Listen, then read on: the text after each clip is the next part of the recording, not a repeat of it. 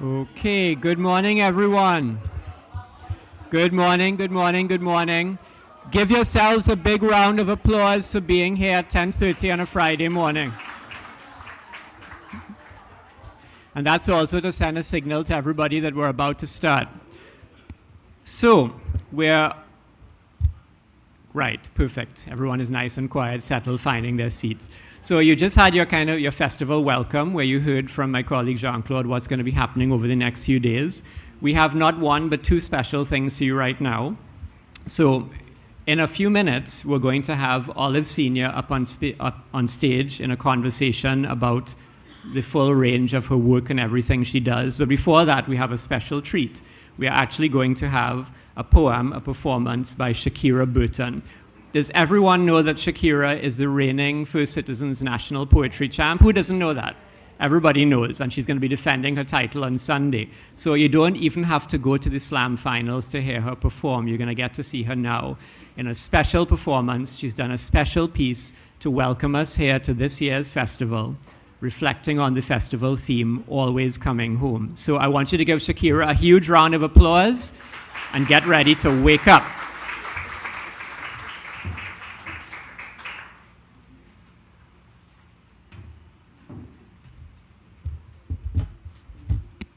Good morning, everyone. No need to panic. I'm right here. Right? So sit back, relax, and listen. I belong here. Feet firmly planted, 10 toes extended. I exist here. Stretching to get comfortable because this is my home, so I ride through the waves like the Bocas, cause Bocas Lit Fest is lit. This is it. Cheers to coming home. And like the prodigal son, we return to exactly where we belong. This was home all along, where creativity meets success and favor meets greatness. My place is here. Can't you hear the echo of my name calling, come home? So when I exist out of this, I get homesick, nauseous, upset. No, Andrews is not the remedy, it's creativity. I need to release, to create, to be on a stage, to put pen to the page is like home is where I just create all the best versions of me. Can't you see? This space belongs to me. I have marked my territory, branded my name. When I sign my signature, it will not be the same. You will remember me. You will smell my fragrance on the stage, so the remnants of my pen will inspire them to come home. Why don't you answer the call of your destiny? The future is ringing. Do not press decline. Take your mind off. Do not disturb. Haven't you heard? There is no place like home. I find you should raise your expectation. Challenge the situation. Say, this is for me. My call, my destiny. The history of Bocas Lit is like the legend of the Cascadura fish. No matter where you wander, you will always come home. This stage has a stronghold worse than OBI. You never hear about writers, Tabanka? Creativity withdrawal. Like if I don't write a poem, I don't feel normal. I need that high, the adrenaline that only comes from the thrill of ink and pen. So I am commencing this season of creativity, calling all writers, calling all poets. Don't forget, you belong to the Bocas Lit Fest. Come home, come home, come home. This is your homecoming. See yourself becoming an artist. That is it. Home is where the heart is. Thank you, ladies and gentlemen.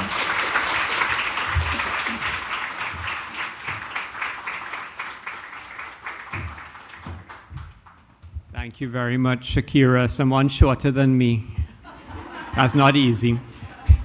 So you see, the saying, some things are worth waiting for. So you had to wait a little bit longer to hear Shakira, but that was worth it. And you gave me an idea. I think we didn't do it this year. Next year, we have to make sure that the food vendors in the cafeteria next door have Cascadura on the menu. That way we'll guarantee a full audience every year, right? So everyone, Shakira Burton, please give her another round of applause.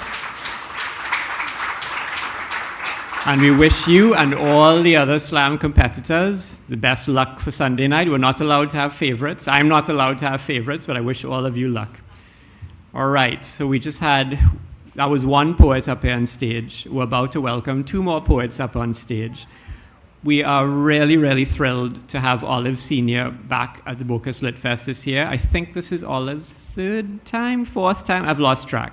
She's one of our favorite authors, and we're always happy to have her back. She's actually going to be launching her latest book, a novel, on Sunday. So you need to come back on Sunday afternoon to hear about that one. But right now, she's going to be in conversation with Amílcar Sanatan, who many of you know. Amílcar is also a poet. He's just published not one, but two poetry chapbooks in the space of about a month. So he's been very busy. And he's going to be, yes, let's give that a round of applause. And he's going to be having a conversation with Olive about the entire length and breadth of her work. And all I can say is I want to get out of the way as quickly as possible so they can get up here and get the conversation started. So let's get them up here. Let's welcome them on stage, and we'll start.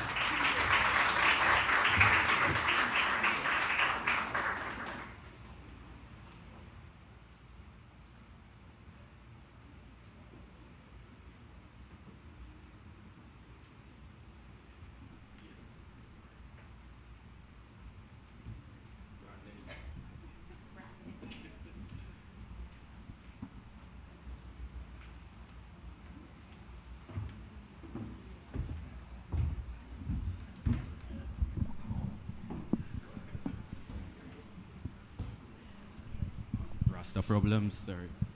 Yeah.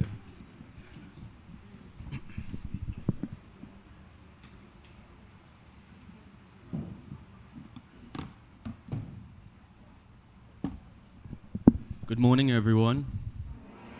Good morning, everybody. That's good. Well-fed, very literate public we have today, Olive. And we want to just establish that we are very conscious of the role of memory in literature. And for us, literature is a very public thing. So today we're going to switch it up and flip it up and have a situation where we want you to contribute your memories of the poetry, make connections between your work and what Olive is doing. You could summon your memory of what you would have read when you were in secondary school or in university or sitting down in your private study thinking about the work. So I am a voice of moderation and a conduit for Olive, but this is principally an opportunity for you to have a conversation with her. So you all ready for that? Yes. So have your questions. Be prepared. And that doesn't mean I'm lazy and underprepared, you know. That's a good, sophisticated way to say I read none of Olive's work. And I'm giving you all that burden and responsibility. But I'm not doing that. We want to make this a collective dialogue because we value life and memory. But so I'll do some hot takes and then I will go to you all. So pull up your memory that, you know, your poem that you like and so on. We just have to big up some intelligent, beautiful people here from Providence Catholic Girls' School. So big up Providence with the school sweater. You know, even in the AC, they are Providence girls. We appreciate that, you know. Couldn't get more Catholic than that, you know, Olive. And actually, that is where I want to start. On Colonial Girls' School. This is my book from Form 3, which I would beg Olive to sign. Colonial Girls' School for Marlene Smith McLeish. Borrowed images willed our skins pale, muffled our laughter, lowered our voices, let out our hymns, dekinked our hair, denied our sex in gym tunics and bloomers, harnessed our voices to madrigals and gentile airs, yoked our minds to declensions in Latin and the language of Shakespeare. That's an excerpt of your poem, Colonial Girls' School. And that resonated for decades after 1962 when both Trinidad and Tobago and Jamaica received political independence. could you speak about what drove you to write Colonial Girls' School and also make sense of Caribbean children throughout the region reading that literature to have that sense of memory and time? Yeah. Okay. Is this on? Yes, it is. Okay. Hello, everyone. And first, I just want to say I'm happy to be home. Thank you. Bocas is home. Trinidad is home. The Caribbean is home. So, and it's such a pleasure to be here as well. And thanks for that introduction. Colonial Girls' School. I wrote that because it represented my own experience at a Colonial Girls' School. And I described exactly what took place, but also the point of the school. I keep saying I had a good colonial school education, but I became aware afterwards of all that was missing from that education. So I had to educate myself. And I realized afterwards it wasn't just about my school, although people from my school are quite offended to this day. But it's about all the schools, boys and girls, not just in the Caribbean, but throughout the British Empire. Because we all had the same curriculum, which was the British curriculum, and we were told nothing about ourselves. So this is what this poem is about, what was lacking. But what pains me today is when I read this poem in Jamaica, and it's still very popular with contemporary students, and they say to me, but miss, nothing has changed. I find that very painful, and what the curriculum, of course, has changed. But what they're talking about is how education, or formal education, has failed to engage students in terms of creating citizens who are, who feel that they're fully participant in our society. So it's still relevant in that sense. So there's a paradox at play, where we did work to subvert the curriculum, but in terms of the educational deficiencies we have today persist, and even worse. Yeah. We have seen the independent state able to build 180 schools, 200 schools. Jamaica, you still have the shift system, which we phased out in the 2000s in Trinidad and Tobago.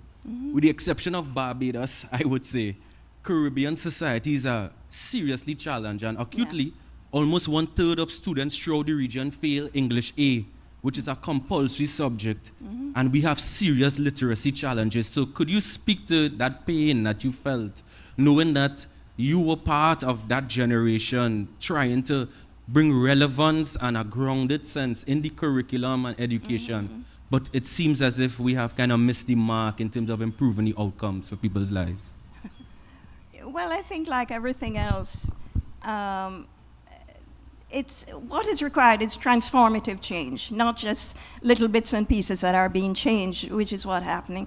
That requires visionary leadership throughout the Caribbean. It requires people who understand the kind of changes that are needed and who have the ability to make these changes happen. And I think the educational, I don't know about Trinidad, but certainly in Jamaica, I think the educational system is really marred in the past. It's very difficult to change, but it needs to change because it's become almost irrelevant to the lives of young people today. You know, I don't understand half of what, what's going on in the heads of young people, what interests them, and so on. So your question is beyond me. I'm not an educator, but I'm a concerned citizen who has been talking about the issues for a long time. And, I don't know what the answer is, unless it's we don't always know the answers. Transformative. That's no problem. But I receive your call in terms of what you're asking for us to think more deeply and profoundly about, and the challenge to leadership. And I'm sure that in the Big Ideas Forum in Boca, some of these issues will be probed by the speakers and development planners. Yeah. So I want to go back to school in 2016, 2017. I was invited to do a workshop at, I wouldn't brag and say it's the best secondary school in Trinidad and Tobago, Bishop Anzi Trinity College East in Trinity. But that's a school in the East equally superior to any school that would imagine themselves as that. And when I was invited there, they were recreating in performance bird shooting season. I don't know if you would have liked it. But it was exciting to see young people taking up that poem, which is on their examinations that they were preparing for. Can you read with us? Bird shooting season. Okay. I can find it.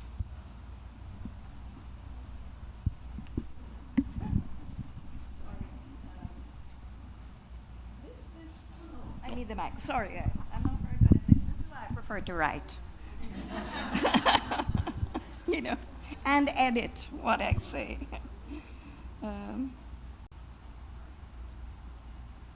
And I also need my glasses. This is terrible.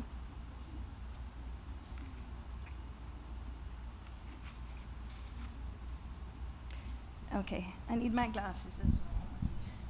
Sorry about this. No problem. And this poem is from my first book. It's one of my earliest poems. And it's about an experience of my childhood where we really had bird shooting season, which is a limited time of the year when people, mostly men, go out and shoot birds. I've never understood the purpose, but anyway, I think that comes out in the poem called Bird Shooting Season. Bird shooting season, the men made marriages with their guns. My father's house turned macho as from far the hunters gather. All night long, contentless women stir their brews. Hot coffee, chocolato, cerasi, wrap pone and tie leaf for tomorrow's sport. Tonight, the men drink white rum neat. In darkness, shouldering their packs, their guns, they leave. We stand quietly on the doorstep, shivering. Little boys, longing to grow up bird hunters too. Little girls whispering, fly birds, fly.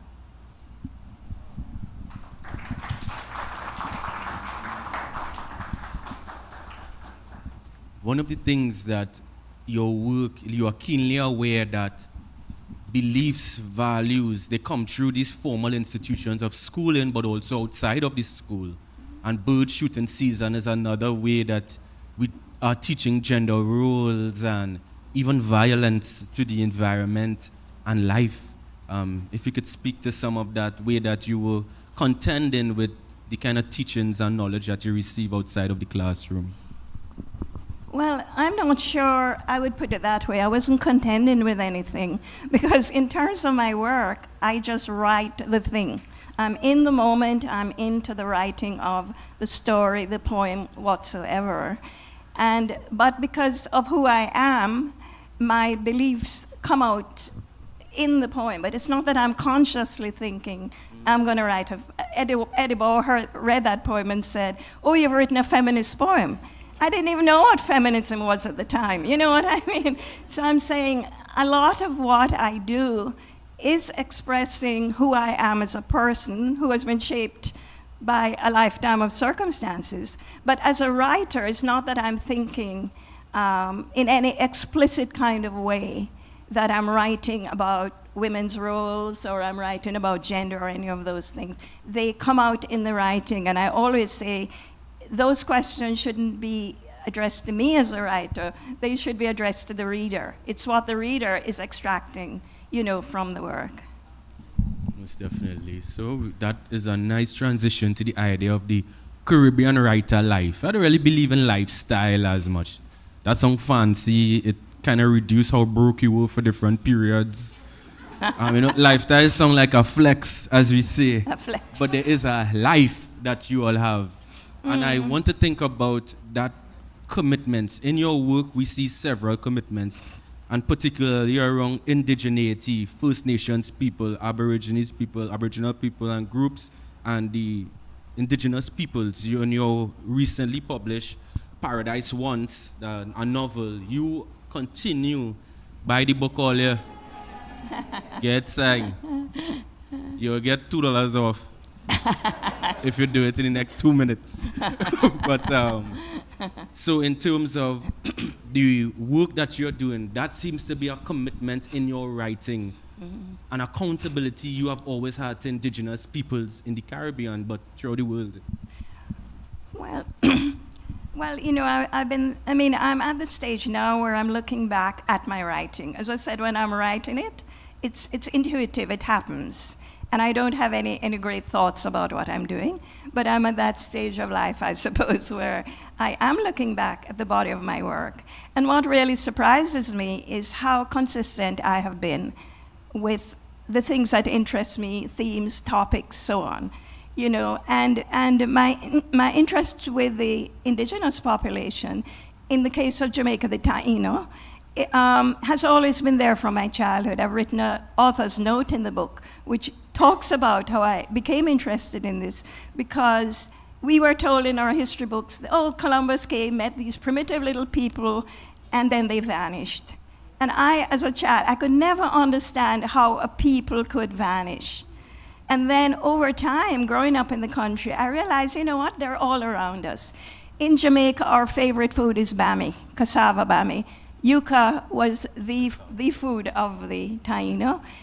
Hurricane is a Taino word. The canoe is the first indigenous word in a European language, in a dictionary of a European language. The canoe is a Taino word, and so on and so on. And so as I went on, as a child, even discovering these things in the countryside, I started thinking, who are these people? What happened to them? And finally, many, many, many years later, they spoke to me to write this book, which is from the Taino point of view. So I'm just using that as an example. But one of the things about my childhood is I was very fast in Jamaica. If you're fast as a child, you're asking too many questions. But I think what has shaped my life, and I think shapes the lives of all writers or all creative artists, is curiosity. If you're not curious about the world around you, forget it. You'll never be a creative person, because curiosity is what allows you to engage with society, with the world. And I grew up in rural Jamaica, deep countryside, cockpit country, and I'd wander around the place. In those days, children are free to wander off. And I respected the ancestors in the sense that I love to watch people doing the work they did, whether it's making bamis, cassava bread, or it's making chocolate tea from cocoa you chop down from the tree, or the carpenters, or the people planting yam. As a child, I had this vital interest in whatever was going on around me. And also, I was shaped by living in a very extraordinarily beautiful natural world that was very much a part of my daily life. And so all these things have come together. That is respecting the oral culture, the ancestral spirits, what poor people in my society were telling me. And a lot of that was, of course, people of African descent. And now I've come to put the two things together as book learning, which is very important, but also as what I call ground truth, which is a term that is used by land surveyors. So you have a map, but you need to walk the land to establish the boundaries. Or as Zora Neale Hurston said, you gotta go there to know there. And so I think my entire life, the way I live my life, but also the way I write, and how I write, is based on my bringing together those two things. Book learning, which I value, but also using ground truth, that is experience acquired throughout life, to determine what is truth.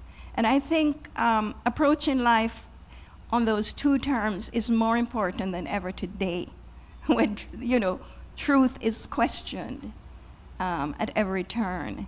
So I think this is why everything that I write, I see as part of a continuum from my childhood to this day. So there's a world of spirits, there's an ancestral voice, there's this And the continuity natural of the world. child in this natural world. Yeah. But you also have this obsession with Columbus.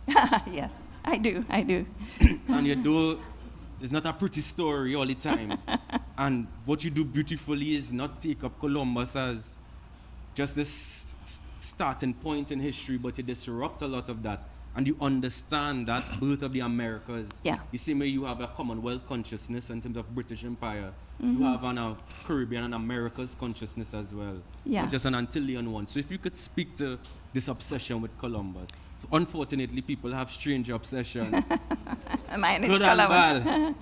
Suspect and serious. Well, I wish I had a more interesting obsession that I could talk to you about. Or maybe I do, but I'm not going to tell you. Yeah, I've always been, I'm obsessed not so much with Columbus as with that moment in history where the old world met the new world and there was a disruption. People are not aware that in Spain there was a debate about whether the native peoples were human or not. So, you know, I mean, this is deeply embedded in my consciousness and my soul. And right now, I haven't written this book. I'm still continuing this exploration of what it means to be a new world person, a person of the Americas. Because that was, I don't think we recognize what a significant moment that encounter was in history between these worlds. And as my poem Meditation on Yellow, which some of you have read, is trying to deal precisely with that, with the fact that that encounter set in train a division of races. And we are still dealing with whatever was set in train in 1492, in 20, whatever year we're in. And that is what I'm concerned about, the fact that we shouldn't consider history as a linear, something that operates on a linear basis and which is finished. You know, we think of history as the dead past, but it's not. We are living that history today still. And that is my engagement. How is this coming out in terms of who we are, the lives we're living, the decisions we make, and so on? So it's not just about Columbus. This business of knocking down Columbus's statues, I think is crap. I mean, I'm not engaged at that level. I don't care. There's one Columbus statue in Jamaica. If we knock it down, how are we going to remember? You know, so I'm not into that kind of remembering. I'm interested in process. What happened when this took place? And have we dealt with the repercussions of 1492? And I would say no. We're living it today in this moment. I invite you, Olive, if you could read with us The Pull of Birds, which speaks to some of those themes you were beginning to explore in your contributions. Okay. I do have a lot of poems dealing with Columbus and the time, you know, the Indigenous and that encounter. And The Pull of Birds is a more recent one.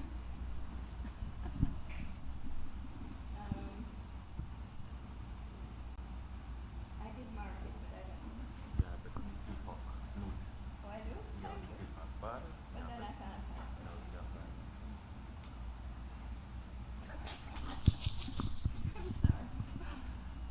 I was trying to find The Pull of Birds, and I was looking in the index on the T.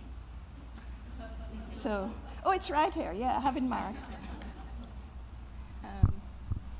Okay, and this is a recent poem, which, oh no, sorry, it's not. Pull of Birds.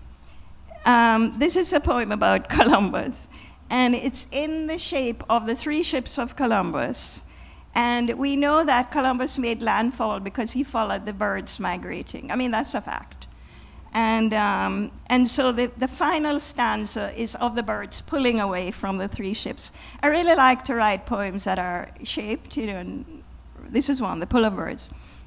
Colon, son and grandson of weavers, rejected that calling, but did not neglect craft, keeping 2 sets of books.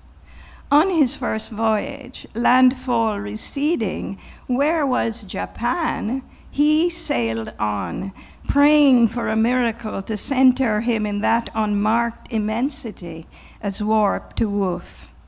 And suddenly, from the north, a density of birds flying south, their autumn migration intersecting his westward passage.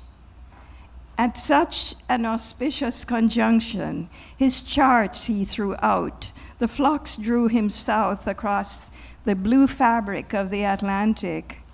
weary mariners, buoyed by the miracle of land soon, of birds flying across the moon. Birds seeking to outdistance 3 raptors skimming the surface of the sea and sending skyward their doomsday uttering of hawks' bells tinkling endlessly. Birds speeding to make landfall at Wanahani. And I should mention this thing of hawks' bells is something that has haunted. Thank you. I've been haunted by the fact that they carried in the holds of the ships gifts, for the native peoples who they expect to be Japanese. And among the gifts were hawks' bells, which are teeny little bells that are attached to birds. Hunting. And so I thought, I've always in my imagination seen these ships speeding along and hearing the tinkling, these little bells tinkling. And also, something I mention in my novel is that when the Taino saw the ships coming in, they thought they were big white birds on the ocean because of the sails, because they didn't use sails, as far as we know. So all of those things came together in that. Okay, so now we will do this is a quick structure. We're going to have one short segment with Oliver and I talking. Then I will open the floor for questions. Then we'll go back to have a kind of concluding part of our talk, and then we'll have Q&A again. So there are 2 opportunities to contribute, and just have the questions at the top of your mind as well, and we could all be succinct to manage the economy of time. Olive, we're going to do something which is a little bit, social media-y, and I'm going to say a word or a phrase, and you're going to give me one sentence. It's just like if I say Amílcar, you could say the love of my life. But anything you want to say. Sanatan, my favorite writer. But you just respond. So the first one is COVID-19.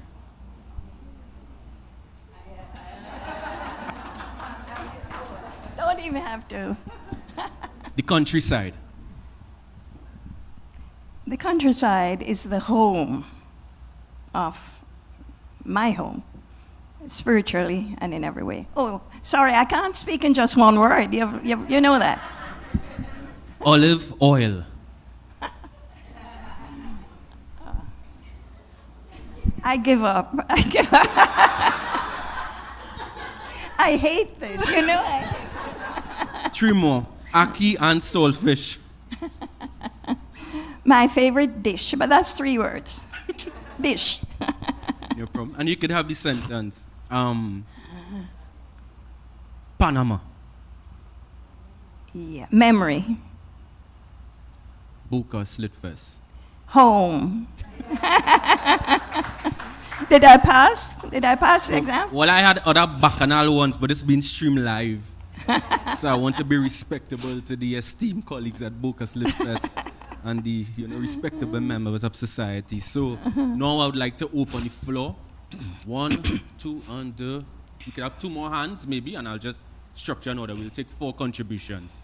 So one, my colleague in blue, my colleague here in the shirt, Gerard, and 2 others here, colleague here in the shirt, 1 more. That's 3 men. I like how men lead, but we have 3 women in occupying political leadership. Now. The president is a woman, the prime minister is a woman, and the opposition is a leader is a woman. So big up Trinidad and Tobago for always advancing things without advancing things, It's nice. It wasn't a feminist subversion, but it was a subversion. So you have to take it as it comes. If you wang in church, at least your waist move. You're alive.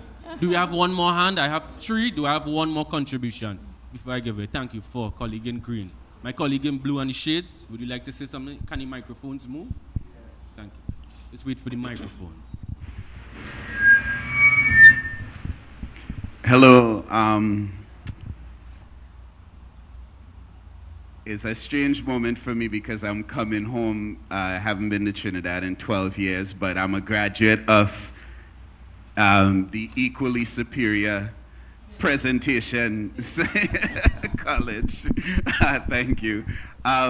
Ms. Senior, I'm wondering, as somebody who is so associated with, you're from Jamaica, you're associated with the Caribbean, you live in what I call home, Toronto. So how do you parse identity and belonging for yourself? Mm-hmm. And I'm asking that as a very personally important question. Mm-hmm. So. Thank you. And I do get that question all the time, and it is important. And it's easy for me to answer because home is in my head. I've lived all over the world, and I don't have a problem moving around geographically because I think I had such a grounding as a child in Jamaica that I live in my head. I live in my space, which is my imaginative space. So in a sense, it doesn't really matter where I am, although I should add, I've now moved back to Jamaica, because I want to be in the physical space, but I occupy a Caribbean space, not just a Jamaican space, but a Caribbean space in my head all the time, no matter where I am. And that, I think, is what keeps me grounded and keeps me alive and able to live in these other places, because I'm a sojourner. I've never felt like I'm an immigrant, which implies that you're going to put down roots and that it's a permanent move or anything like that. So that's how I deal with it, and with questions of identity, Thank you, Olive, and thank you, colleague Gerard. Microphone here in the first row on your right. Hello, my name is Gerard Hosier. I just have a question about conformity and curiosity. You brought them both up. Actually, I went to the school about 100 meters from here at Trinity. And when I went there, the headmaster had a handlebar moustache, and we ate watermelon with knife and fork. Think about that. So you're talking about changing the syllabus or challenging or enlivening the syllabus to the Caribbean history. And one of the in the Caribbean, it's very different. Everything has culture, has inertia, and it's very difficult to change from what I learned with watermelon cutting up to today. And I have been in schools, and I am astounded, like you, how it's almost identical. But one of the things, for example, you were talking about Columbus, and there's the romanticization of it, which was challenged, I think, really correctly during BLM with the statue just across the road. And I think that the difficult part is to get teachers on board and to get that curiosity, as opposed to the conformity, because it's the conformity that's locking us in the box, and the curiosity of challenging every idea, challenging that statue, challenging the romanticism, challenging, all the different stories, because it's First Nations, it's, slavery, it's emancipation, it's Second World War refugees, it's the existing residents who stayed on, and it's the new immigrants, the Cubans and the Viennese. And they all have a place in a relevant history, because, migration, the pain of migration is a story in itself. Yeah. And all those stories are migration, except for First Nation, And by the way, First Nations still exist. We pretend like they've gone, but the language still exists in South America. It's the same, because what happened, and San Fernando Hill was a religious monument for them, and a pilgrimage, and we forget about that. Yeah.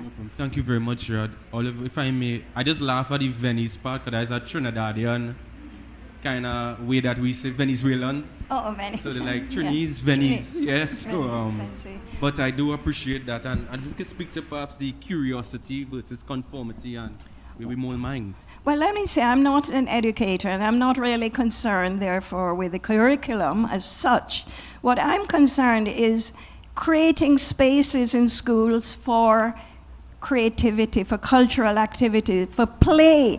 I am shocked at some of the questions that are asked of small children who are forced on their exams. I couldn't answer some of it, and I'm saying, why are we trying to teach things that are unnecessary at a certain age? Why aren't we allowing children to have art and music and dance and find out who they are through creativity, rather than forcing them into a mode where, the only test is passing an exam? I'm not saying that might not be important,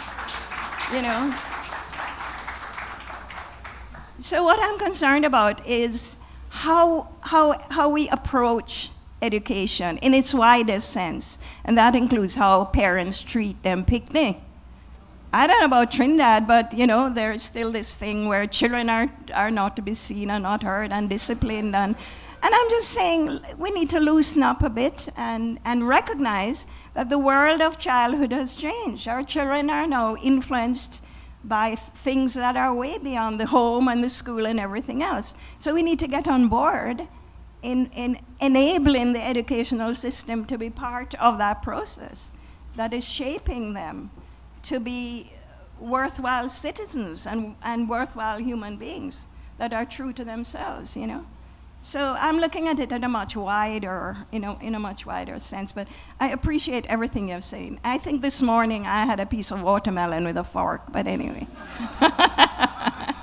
Don't want to mess up your nice clothes. Exactly. And your dress. Our colleague here in the midsection. Hi, morning everybody. I'm visiting from Jamaica, and firstly, a big thank you. I got a grade 1 in CSEC. I did your poem. I still don't know what contemplation on red means, but I got a grade 1. Yeah, we can talk about that after. But I'm on a very interesting literary journey. I moved from having zero interest in reading, just books. I just did it to pass CSEC. And earlier this year, I released my first children's book. So I'm like, okay, I'm reading and I'm getting things done. But I've never been into poetry, ever. I just want to ask you, what is your encouraging words? What exactly does poetry do to an individual when you're reading it, the types of poetry? So that I could probably at the end of this get into poetry, start reading it more? Wait, hold on a minute. I wish I could give you the part of the speech I gave when I became Poet Laureate of Jamaica. Because I pointed out that, yes, people hate poetry. I'm not read poetry. I'm not know nothing about poetry. We all grew up with poetry. Your first word, yes, mama, yes. Papa, that is poetry. It is rhythm, which is ingrained in us as human beings. And then we move on to nursery rhymes. Right. Didn't you do right? Then we move on to like church hymns, which are a form of, it's poetry set to music. It has rhythm, rhyme, meter. This is how we think. Then you get on to the reggae, and you get on to, are you into music? Sometimes. You're into poetry. So what I'm trying to say is that all of us experience poetry in our everyday lives from the day of birth to the day of death, because when you're dead and buried, they're gonna sing poetry at your funeral. So what I feel my mandate, as Poet Laureate, was to say to people, don't be afraid, don't see that this is something beyond you that's external to your life. Poetry is very much a part of who we are, every single human being. Do you agree? Yes. And wake Miss Senior up, man. And therefore, seriously, I think if you started thinking about it that way, and it's about language. Poetry is made up of language. It's the only thing the poet has. It's what we do to it, and it's made up of rhythm and all of those things that are already in our heads, in our bodies, and so on, And so I would encourage you to rethink your attitude It's your attitude that you need to change. One of the things that, I like with Olive, she was very like, I'm not an educator, I'm not involved with the curriculum, but you see poetry, as poet laureate, countryman. But if I am not correct and Instagram proves me right, you all are from the Jamaica Book Festival as well. So big up Jamaica Book Festival as well. Good. Yeah. So you're going to promote poetry then in the next one.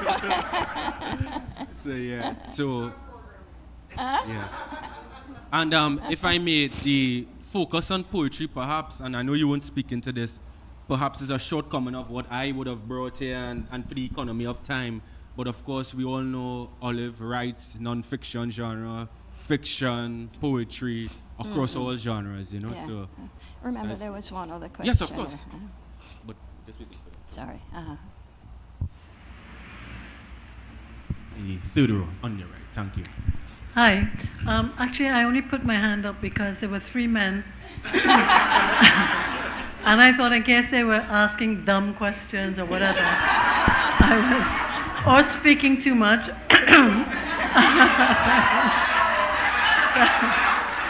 that I could... Hot! Real hot!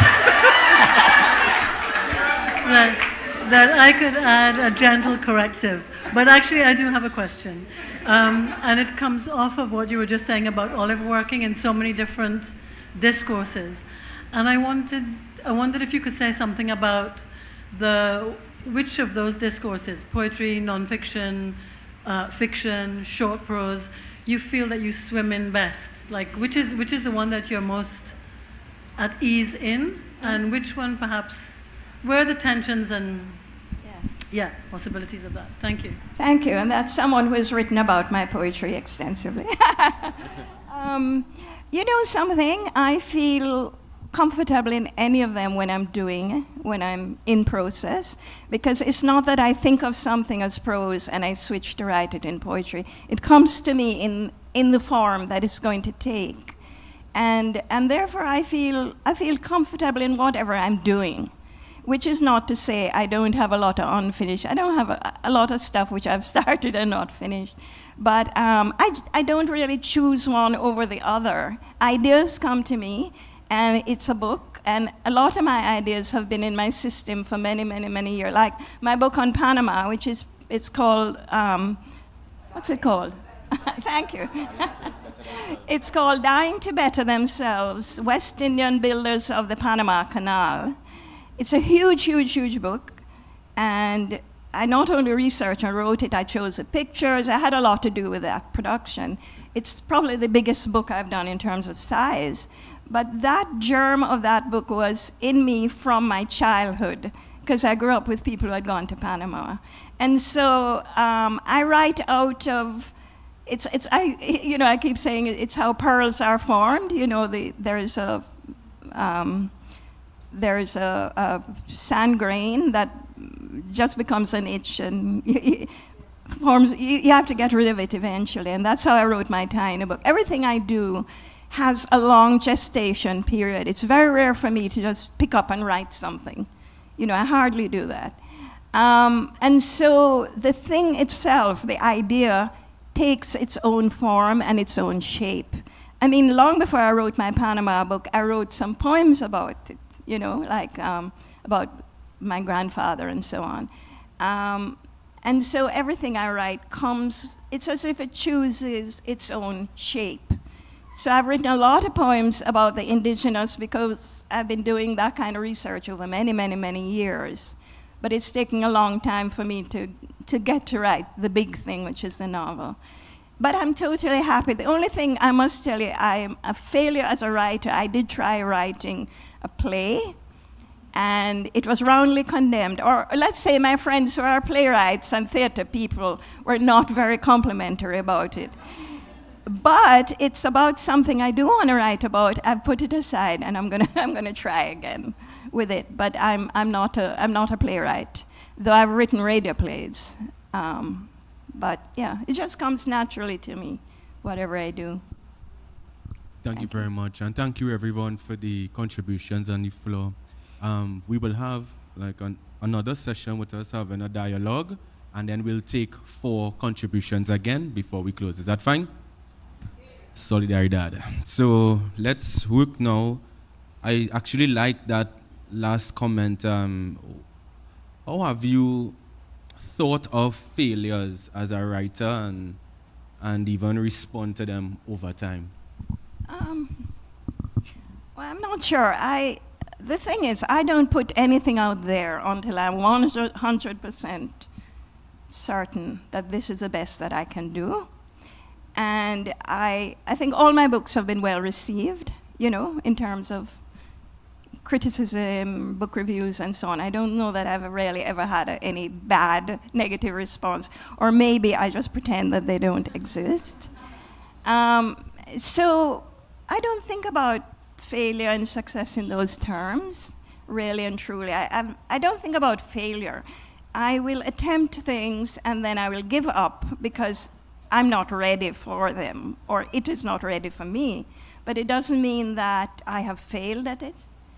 And also, I'm very good at strategizing, because I don't attempt things that I feel I'm going to fail at. I'm not one of those people who feel I can do everything in the world. You know what I mean? So I only tackle things that I feel that I can be confident about. And it doesn't always work. I'm not saying everything I do is successful or I complete it or what. But I'm pretty limited in what I do, in what I choose to take on, what I choose to tackle. Because I feel you need to be passionate about everything you do. And if you're not passionate, forget it. And I've been asked to do things that I'm not passionate about, that would maybe pay me a lot of money, and I don't do it. So I'm very selective about how I spend my time, which is very important to me. I'm put on this earth to spend my time wisely or productively, and that's how I operate. But you're very strategic, but you think about growth. You have cultivated a certain relationship with social media.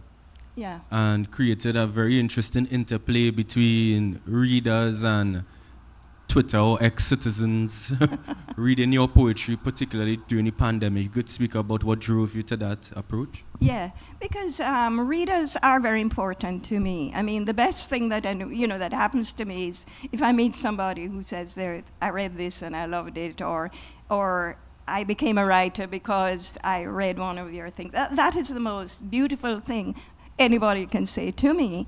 And of course, as writers, we're solitary. I spend a lot of my time by myself. And so this kind of experience here with an audience, with people who know my work, is very, very important. And therefore, when social media came on, I realized that, one has to engage. And I wrote this during the pandemic. Of course, I was shut up. I was in Toronto at the time, and they were very strict about what you could do. And it was a shocking event to me, as it was to everybody. And I ended up collecting the language of the pandemic that, was being thrown at us. Like, I can't remember any of it now. It's all in the poems. But social distancing, and all of that. You're masking. Hands are important. You had to wash your hands and so on. And I started writing down these words because it was a whole new lexicon out there. And I ended up with hundreds of words. And I thought, what am I going to do with it? And then I started writing poems. And then I said, what am I going to do with this poem I'm writing? I'm here by myself.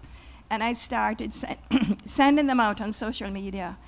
And really and truly, it amazed me that people would respond instantly from around the world. And it was suddenly, I was back in that moment where poetry began, which is people in the cave, and the hunter coming home with whatever, and everybody dancing, celebrating, somebody making up language, words to go with it. But it was tribal. Poetry is the earliest art form, probably. And it was the work of a group of people. And it is about sharing. And suddenly the pandemic and social media have given us the opportunity again to engage with each other through words, through language, through poetry, and so on. So I found it a really sort of liberating experience, you know. The reason I'm asking these questions is to think about your writing practice contemporaneously. You know, sometimes we look at writers and think about their biography, or we analyze what their work produces and how it resonates. You were also Poet Laureate, which is a program, and different Caribbean countries have tried to take it up. It's iterative, quite difficult to fund, and even the poets who are selected might be constrained by not having a kind of have a well-resourced or sustainably resourced program. But I do know, as Poet Laureate, you had a very public-facing vision for what poetry could be, where you were recognizing poetry in everyday life. Could you speak to your time as a Poet Laureate, but that idea of poetry, recognizing poetry in the lives of everyday Jamaicans? Yeah, well, I tried. I'm not sure I succeeded entirely. But becoming Poet Laureate really awakened me to the importance of poetry. And I started thinking about poetry differently. And I started thinking of ways in which I could convince people like that gentleman there about, about the importance of poetry and the role it plays in our lives. Because what poetry does, I think, is that it gives us a different perspective on everything. That is it. The poetry is enabling you to see whatever it is in a different light. That is the role of the poet. That's what the poet does. And so I tried. I mean, I didn't succeed in a lot of the things I wanted to do because, as you say, there are limitations in terms of resources. But I did. One of the things I did was to establish a poetry archive where poets read their work and you can see them and hear them and so on. And that's an ongoing project, I think, I hope. And the other thing I brought, I don't have it here, but I also, as Poet Laureate, I had to do a book. All of us have had to do books. And I have done a coffee table book on trees. It's called Tree Scene, and it's a combination of poems that I selected by Jamaicans. Poems are just little bits of poems, a beautiful two of twisted trees, and photographs of trees put together as my way of saying to people, a tree is not just a thing standing there, and in the case of many people, in your way, so you're going to cut it down. A tree is a part of life itself. And in my introduction, my first words are that thank a tree for every breath you take. And the whole idea of this book, and I have one copy, it's not out, I have just one copy sent to me at great cost in Toronto. It's on the high seas coming to Jamaica. But if anybody wants to see it, I do have a copy with me. And that is...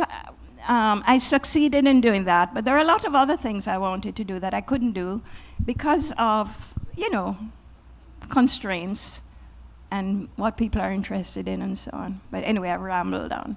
No, you're not, because but this is life work. It is connected to the work you did interviewing, being in the places of working class women from different ranges and walks of life in Jamaica, seeing the miracles that they performed in everyday life. If you could speak to that project, you have this very research-oriented and grounded way you do work, and it's not just poetry, but you extract and value the poetry in people's lives. Yeah. Do you mean my book, Work and Miracles? Exactly. Oh, okay. Well, that book, which is one of my earliest books, earliest nonfiction works, was actually the only work that was commissioned because I didn't do the actual research. There was a project called Women in the Caribbean Project, which is a very extensive research project, well, as the title says. And a lot of scholars wrote and published books arising from that research. I was asked, as a poet, a creative writer, to take that material and translate it into a way for the ordinary reader, somebody who is not an academic. And so that is where that project started. It's called Working Miracles. But what I found is there were gaps in the research. And so I also went and looked at other bits and pieces of information. And it's dealing with the Caribbean women from women in all aspects, you know, family life, education, et cetera, et cetera. So that was a very significant piece of work, not just my work, but the entire project. But yeah, I'm interested, this comes out of my curiosity as well. I'm interested in the origins of things. If you point out a tree to me there, I want to know the name of the tree. I can't give up, I can't sleep at night unless I know the name of the tree. I'm like that, you know, so it's very boring for other people to be with me. But, you know, I'm just saying that I want to go to the origins of everything. So I want to know about the women I grew up with. That book, research, taught me a lot about the life that I witnessed being lived by my mother and other women, for example. But scholarship enabled me to take that much further. Same with Panama. I grew up with people who had gone to Panama. I had no idea what they did there, but I felt I had to find out. Same with the indigenous people. I had to find out, how could they vanish? So everything that I do comes out of my personal desire to know. So I'm a fast. When I say a fast, that's what I mean, you know. Not fast as, you know, fast used to be a term applied to girls who were sexually precocious. I don't mean it that way. I just love that you said sexually precocious. Necessarily.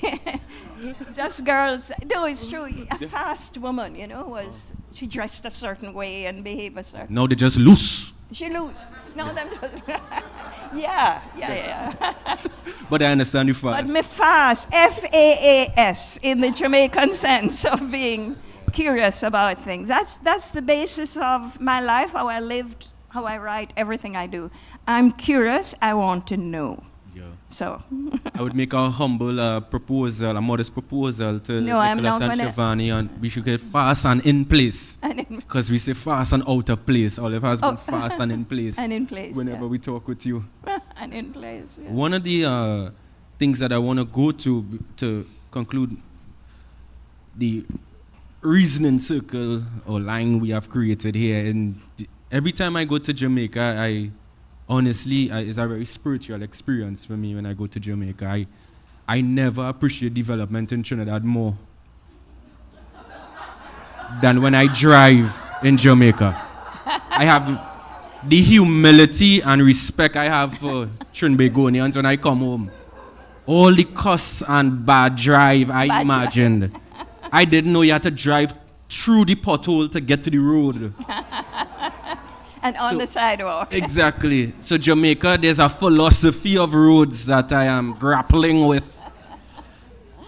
And a material sense, a corporeal sense, an intellectual one. So, but I saw you read in Jamaica at the National Art Gallery recently. Yeah. And you were speaking about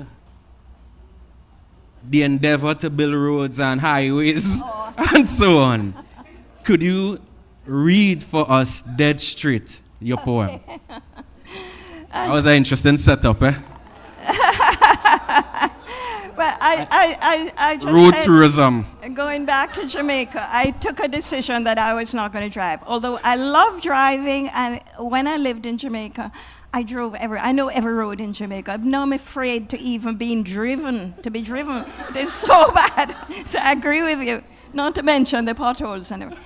Anyway, but my dears, we do have highways all over the place, and so I wrote this poem called Dead Straight, where I'm not against modernity, but modernity comes at a price, and the price, my childhood, my vision of Jamaica is driving along the coast, wandering along, seeing the little coves, the sea, the beauty, and just chilling. Anyway, I'll read the poem. Here, you. And it's one of my recent poems, actually. It's in my collected poems, Hurricane Watch. It's not in anything else. Dead Straight, okay. Need my glasses. Dead Straight. I'm traveling back home to you, but it's an omen. My road maps creased and torn along dead straight lines. The hill and gully ride is over now, and I'm flat out on the dead straight highway with a toll. Not a glimmer of the coastline as I try to make it home to you through a forest of hotels as thick as thieves. For the sea, the coves and beaches, once seen through seaside shacks and palm trees, have been sold, and the rest of us are herded to the verge by this new highway, while over there our beauty is extolled, bottled and sold and gated. In this new paradise, the only palms are greased, and somebody's beach umbrella has replaced the shade tree we once sat under, and the towns and settlements smolder as they're bypassed. I can no longer witness on this highway with a toll that makes us seem as modern as elsewhere, for elsewhere is not where I'm meant to be. And a dead straight highway leaves no scent, no monument to the past, no scenic beauty for the curvature of my eye to take in, and endless empty space is not inviting. But perhaps there's no social meaning to this tirade after all. I'm just feeling lost without a map as I make it home to you and pay the toll. You could see it simply as a love song, to the curving of your cheekbones, to the mountains of your thighs, the hill and gully passion of your eyes, and your hair that is not dead straight, but very much otherwise.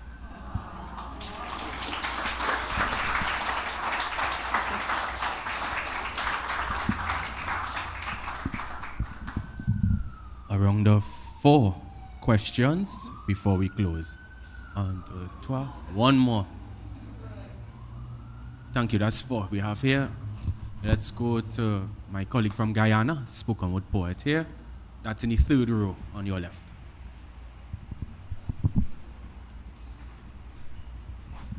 Hey, morning.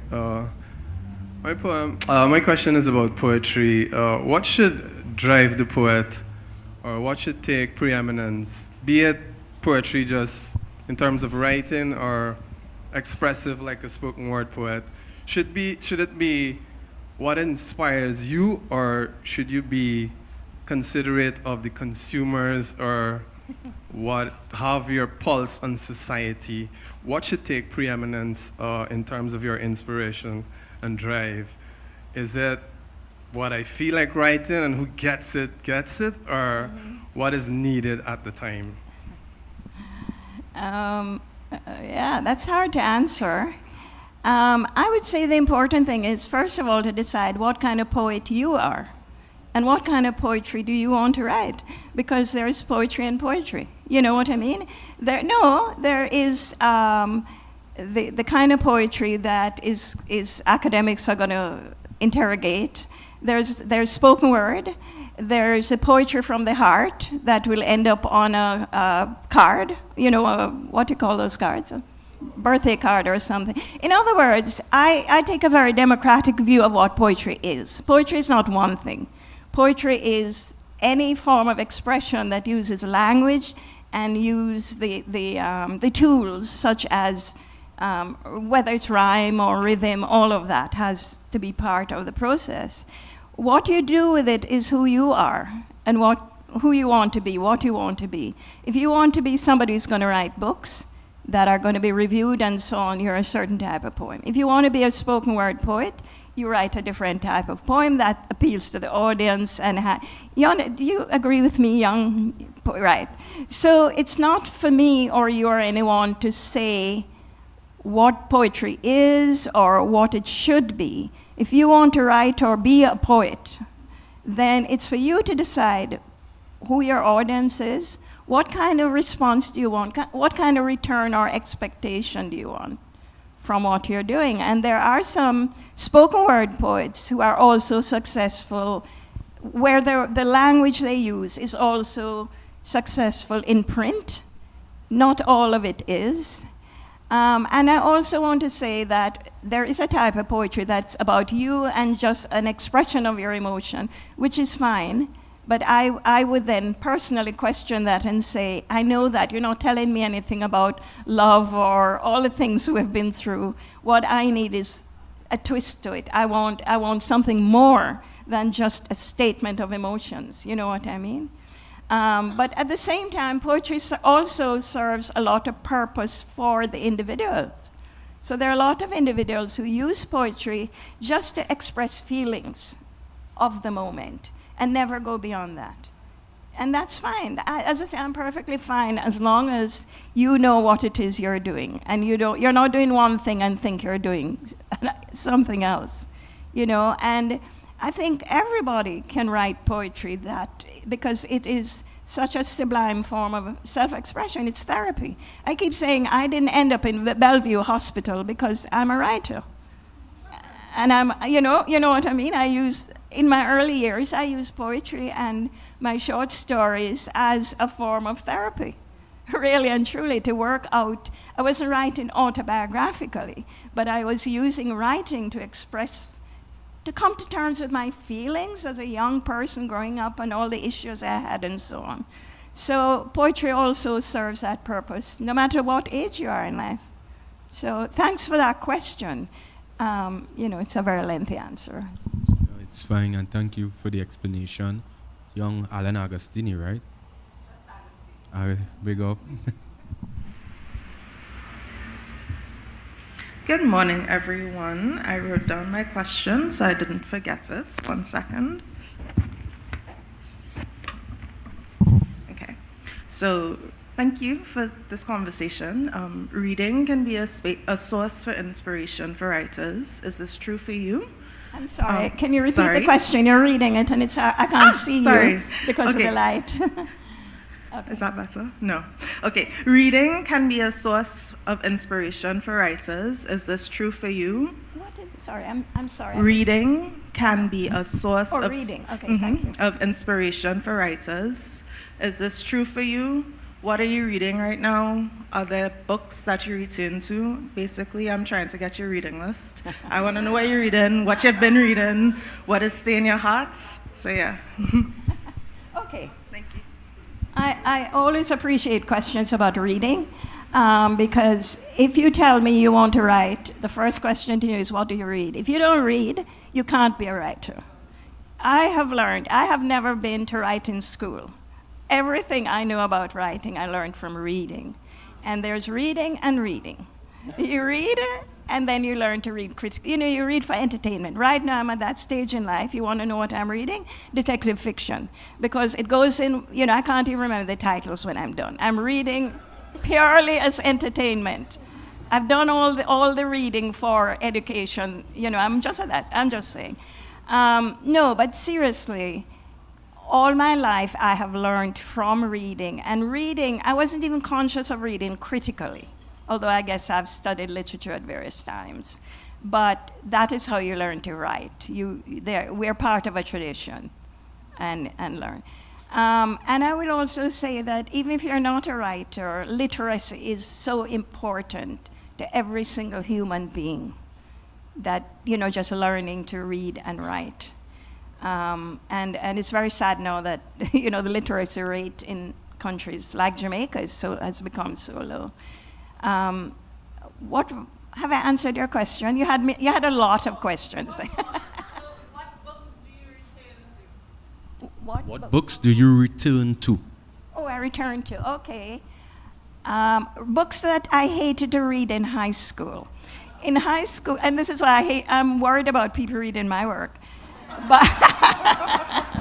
But in high school, we had this classic English education. So we had to do a Shakespeare play, a 3-act Shakespeare play. We had to do, like Charles Dickens, we had to do Wordsworth, people like that. I hated Charles Dickens, and I realized they chose the most uninteresting Dickens books, like Hard Times and A Tale of Two Cities, and blah, blah, blah. I hated Dickens. And until much later, I went to live in London. I was in South London, which is Dickens territory. And all of a sudden, I'm seeing names that seemed familiar to me. Because reading Dickens in high school in the Caribbean or Shakespeare, we have no context for reading any of that. Anyway, I became a believer. And I have read every single Dickens book with great pleasure, and I keep going back to my favorites time and time again. So I'm a big fan of some of the classic works like that. What really turned me on as an adult writer was Latin American literature. When I read 100 Years of Solitude, I thought, I don't have to write another word, I've been there. And I've been very much influenced by Latin American literature, including Jorge Amado, and so on. And I go back to some of that work. There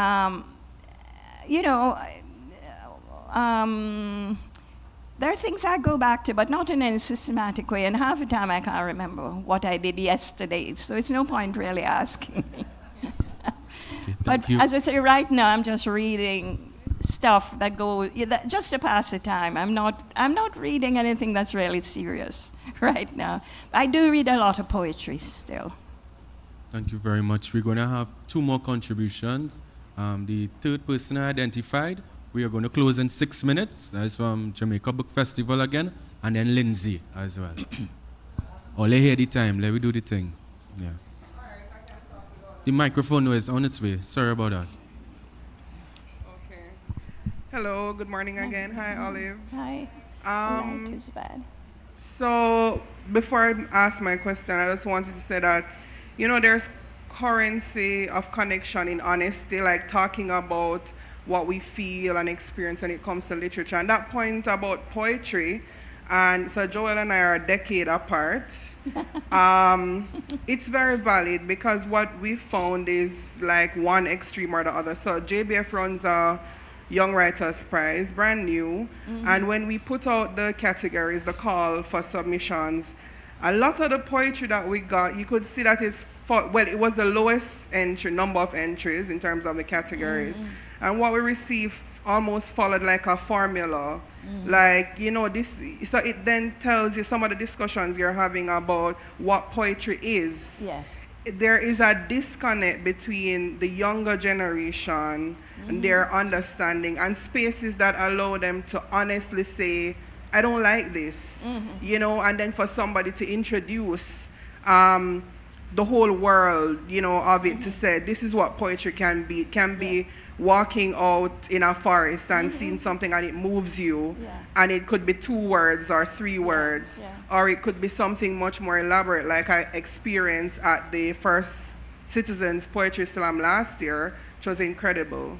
So just to say that, but you made a point earlier, which I found very profound, about the encounter of the Indigenous with Columbus, and the fact that we haven't really treated with it. Where do you think we are with that process that you mentioned? If I may, Olive, we will just take one more question and then you will respond to both. And thank you very much. Okay, no problem. Thanks. Our colleague Lindsay Corrindon, out of West Indian here, he would make his final contribution. Thank you. I'll try to keep it brief. I have a question about the creative process for you, Olive. So you've had a sustained... Can you... All right, I'll stand. Sorry, the lighting makes it hard for me to hear. So you've had a pretty sustained and prolific writing career. And I'm curious about your process, your writing process over the years. Like, looking back on your trajectory, what would you say are some of the ways in which your creative process has developed, changed, declined over the years? So, and we will leave with that message around that thinking through the encounter and your work, and then your creative writing process over the span of your life. Okay, you'll have to remind me what I'm supposed to do. Okay, thanks for that. I will just say, in response to poetry and the kids coming up and, writing formulaic and so on, that poetry is a craft that can be taught. I think writers of poetry can do with some teaching. And I teach poetry, or I used to. And one of the things I found was using examples, to talk about poetry. Why did this writer do this? Maybe you can imitate. Derek Walcott, like all major writers, has said, I learned to write poetry by imitation, which is not the same as plagiarism. So there's that point. what was Lynn? Well, that was about the writing process, so the Indigenous encounter with Columbus. Yeah, and what was the question again? I've forgotten.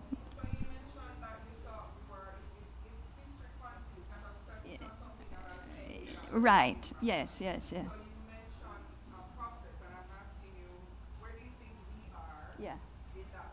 Okay. I think, and I've been living mainly in Canada, where if you lived in Canada today, you would see the process operating, because the Indigenous people of Canada have so come to the fore. I mean, I went to university in Canada a long time ago, and I was appalled at how people look down on the natives, you know? And now the Indigenous people of Canada have reasserted themselves as a force, not just politically, but they're in all the creative spaces. Some of the top writers now are Indigenous, the artists and so on. I think this is happening all over the Americas, where the force has to come from Indigenous people themselves. And we in the Caribbean have always pretended that history begins in Jamaica anyway, in the British Islands in 1655, when the British arrived. You know, and we have dealt with the African heritage, people like Kamau Brathwaite and so on, from the 60s onwards, independence, have talked about the African element. We were force-fed the European element in school. Nowadays, I notice the people of ethnic backgrounds are now bringing into the discourse their own experience, the Chinese, East Indians, people from Northern Africa, Asians, Arabs, and so on. And I think the moment now is for Indigenous people to step into that space and say, we are here. We were here before everybody else. Let's talk about this. We have not had this discussion in the Caribbean about the Indigenes and their place in our history. And it doesn't matter now, we're finding out from DNA that in some of the Spanish-speaking islands, over 60% of people have the maternal Taino DNA line in their blood, which makes perfect sense. In Jamaica, people are beginning to recognize this. So to me, it's not a question of blood, whether we're all descended from Carib or whatever, Arawaks or thing. It's how it has played out in our culture. Because so many things we do in our culture are Indigenous, or it's a fusion of African and Indigenous, especially religion, how things play out in religion, in the spirit world, in all of that. So I feel that people need to take responsibility for bringing into the discourse all the elements that make us who we are as Caribbean people. We're not one set of people or another. So I think the moment is now for the Indigenous, for us to recognize the Indigenous part of our heritage and how that has influenced, what bearing they have, that has on who we are today. Because I think it's part of who we all are, you know? So. Most definitely. Hands up.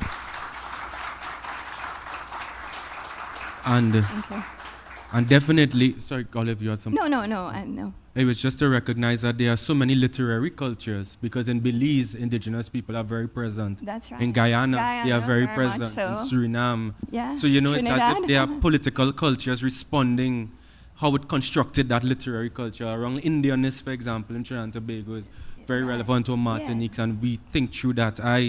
Olive, to be honest with you, I could do the whole gossip thing and say the truth. You are a major writer. You are the ideal for many writers, and I have 10 to 20 friends who wish they were in this seat to have the opportunity to ask you the question. So for me, this is a life goal achieved. I never imagined I would have been next to you. So thank you for sharing your work, and I want to thank everyone for giving that dialogue and vision with the work. Somebody pointing to what? That was the last question. It had a last question? Yeah. She answered that first? No. But she didn't answer that first? Oh. Well, you're not listening. Can you Lindsay, answer? Lindsay. Big up Lindsay. Lindsay, my friend. What Lindsay Yeah, said. yeah, big up Lindsay. Lindsay, the creative writing process over time, but the Bocas organizers watching me in my eye. Yes, yes. So And I answer to them and Ja. So, Lindsay, we go have that reasoning. Olive is available for the book signing. Sorry for laying it down, doggy. But it's love. Love in the house. Love in the house. Love in the house. Thank you very much.